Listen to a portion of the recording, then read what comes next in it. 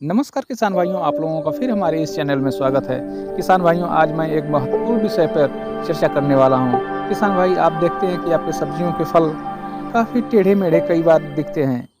तो किसान भाई, आप अपने महंगे रसायन छिड़काव करके आप सोचते हैं कि हमारा फल सीधा हो जाए, अच्छा हो जाए, लेकिन किसान भाइयों, इसके टेढ़े-मेढ़े होने का विज्ञान बड़ा ही विस्तृत है। आइए इस पर हम चर्चा करते हैं। ये आपके फल और सब्जियां क्यों इतने टेढ़े-मेढ़े हो जाते हैं?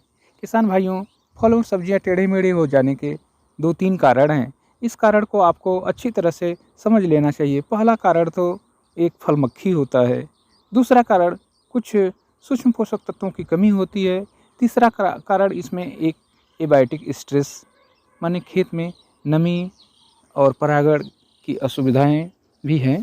तो इस प्रकार से 2-3-4 कारण आपको मिल करके आपके फल को टेढ़ा होने के लिए उत्तरदायी होते हैं। किसान भाइयों, आइए हम विस्तृत से इस पर चर्चा करते हैं। तो चूँकि आपके फल जो टेढ़े हो रहे हैं, शुरू की अवस्था में ही किसान भाई आप देखेंगे कि आपके फल टेढ़े हुए हैं।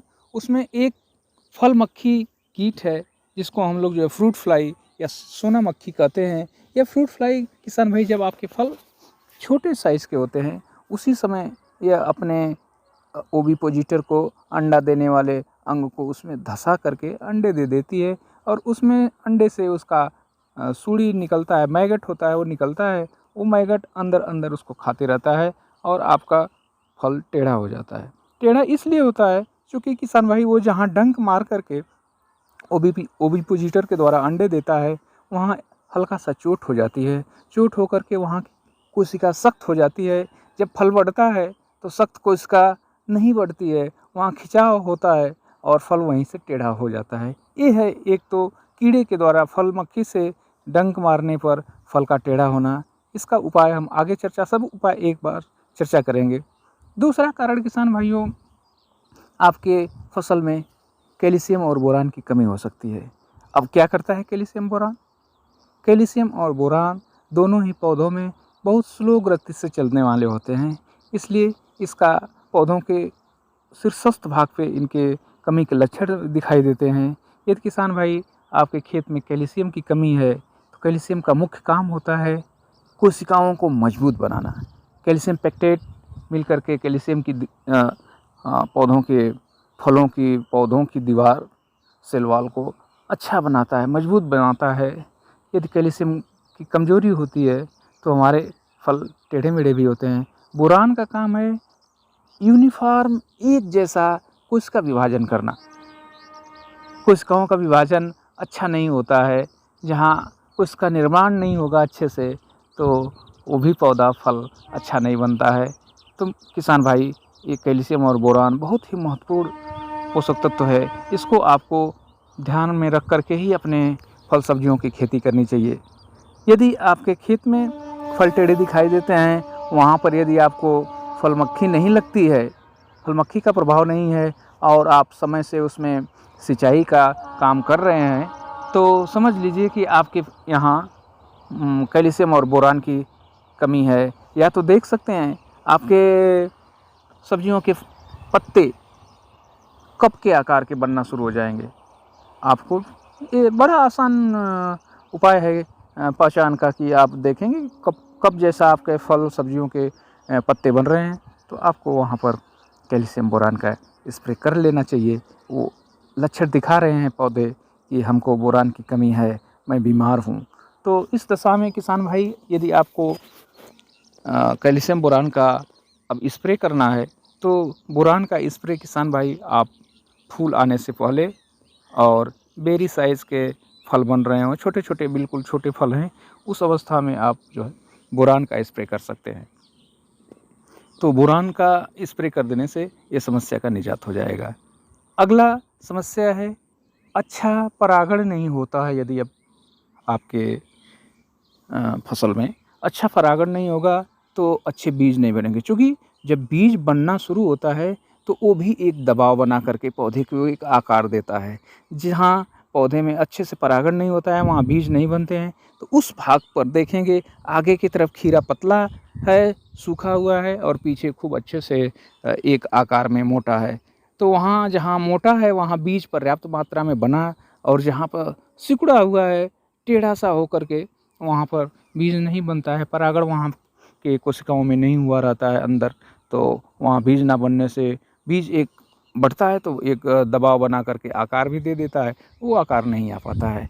कई बार किसान भाई जो है खीरे की फसल में 10-10 दिन, 8-8, 10-10 दिन तक सिंचाई नहीं करते हैं, वहाँ नमी नहीं बनाए रखते हैं, तो स्ट्रेस के कारण भी किसान भाई आपको खेत में स्ट्रेस के कारण भी पौधे में टर्गर प्रेशर बनता है, एक जल का दबाव बना रहता है कोशिकाओं में, तो उस जल दबाव से पौधे के फलों का एक आकार बनता है, कोशिकाओं में पत्तियों का एक आकार बनता है, पत्तियां मुरझाए सी महसूस होती हैं, फल सिकुड़ जाएंगे, टर्गर प्रेशर से वो एक शेप नहीं आएगा। तो स्ट्रेस को भी हमको मैनेज करना होता है, समय समय पर ध्यान देते रहें कि नमी की तो कहीं कमी नहीं होते जा रही है। यदि नमी की कमी होते जा रही है तो आप हल्की सिंचाई करते रहें किसान भाई। अब आवें ये 3-4 कारण जो थे, सारे कारणों का हम जो है एक एक करके उपाय को समझें। यदि फल मक्खी हमको खेत में लगती है, लगी क्या है, लगती है, तो आपको मैं बता दूं किसान भाई कि जब आपका खेत फूल आने की अवस्था दिख रही हो, महसूस हो रहा है कि आपके खेत में फूल अब आएंगे, तो उसी दौरान आप एक, मैं यांत्रिक उपाय बताऊंगा, बिल्कुल रसायन रहित है, बिल्कुल विष रहित है। आप एक फल मक्खी के लिए फ्रूट फ्लाई ट्रैप आता है, फ्रूट फ्लाई ट्रैप को आप अपने खेत में लगा दें। 8-10 ट्रैप, 12 ट्रैप को 1 एकड़ में लगा देंगे किसान भाई, तो आपका बहुत आसानी से, फूल आने के पहले ही लगा दिया तो बहुत आसानी से फल मक्खी का कंट्रोल हो जाता है। सारी फल मक्खियाँ उस ट्रैप में जाके फंसती हैं। उसमें एक विशेष प्रकार का हार्मोन लगाया जाता है जिससे सारी फल मक्खियाँ, नर मक्खियाँ उसमें आकर्षित हो जाती हैं। मादा खेत में रहेगी और वो अगर अंडा भी देती है तो उसके अंडे से कुछ निकलता नहीं है, मक्खियाँ उधर आकर्षित हो जाती हैं। आपका खेत रसायन के बिना प्रयोग के ही सारी मक्खियों को कैप्चर कर लेगा फ्रूट फ्लाई ट्रैप। तो ये ट्रैप जो है आपको 10 से 12 ट्रैप, 15 ट्रैप 1 एकड़ में लगाइए। बहुत ही अच्छा कंट्रोल का उपाय है बिना रसायन के। अगर आपकी मक्खियाँ और ज़्यादा हो जाती हैं तो आप किसी एक स्पाइनोसाइड वगैरह ग्रुप का रसायन का एक स्प्रे आधा ml पर लीटर पानी में कर सकते हैं। लेकिन मुझे पूरा विश्वास है, ये फील्ड का अनुभव है, यदि आप अपने खेत में फूल आने से पहले फ्रूट फ्लाई ट्रैप लगा देते हैं तो किसी प्रकार के रसायन की छिड़काव की ज़रूरत ही नहीं पड़ती है। अब किसान भाई हमारा दूसरा कारण है कि हम पोषक तत्वों की कमी महसूस हो रही है, उसके लिए कैल्शियम बोरान का स्प्रे नितांत आवश्यक हो जाता है। किसान भाइयों, यदि आपको ये महसूस हो कि मेरे यहाँ बोरान की कमी है, तो बोरान का सही प्रयोग आप किसान भाई अपने खेत में जब करना चाहते हैं, बेसल कर लें, मिट्टी में बुआई के समय ही कर लें। यदि उस समय चूक गए आप, तो फूल आने से पहले बोरान का एक स्प्रे करें। और दूसरा स्प्रे जब आपके फल बेरी साइज़ के हैं, छोटे छोटे कंचा गोली के आकार के बन रहे हैं, उस समय एक बार कर दें, तो ये हमारे कोशिकाओं का विभाजन अच्छा होता है, सारे कोशिकाओं में पोषण सप्लाई करता है बोरान, तो वो बहुत ही अच्छे विकसित होते हैं। परागण में भी काफ़ी मदद करता है बोरान से, स्वस्थ परागकण और मादा जननांग पुष्प के बहुत ही मजबूत बनते हैं। इससे ज़्यादा से ज़्यादा फूलों में फल बनने के चांस बढ़ जाते हैं। इसलिए आपको फूल आने से पहले 1 से 1.5 ग्राम, ज़्यादा नहीं, मैं तो बोलूँगा 1 ग्राम करिए। 1 ग्राम बोरान 1 लीटर पानी में, 15 लीटर की टंकी में 15 से 20 ग्राम बोरान एक बार स्प्रे कर दीजिए फूल आने से पहले। एक बार आपका छोटा छोटा बेरी लगा हुआ है, उस बेरी के समय में एक बार फिर इसी को दोहरा दीजिए डोज को, 10 से 15 ग्राम प्रति टंकी, 15 से 20 ग्राम प्रति टंकी बोरान का स्प्रे कर दीजिए। यदि आप किसान भाई कैल्शियम की भी कमी महसूस हो रही है, क्रैकिंग होती है, फटते हैं, ये बोरान से भी सही होता है। कैल्शियम साथ में रहता है तो कोशिकाएं मजबूत होती है, नहीं फटते हैं।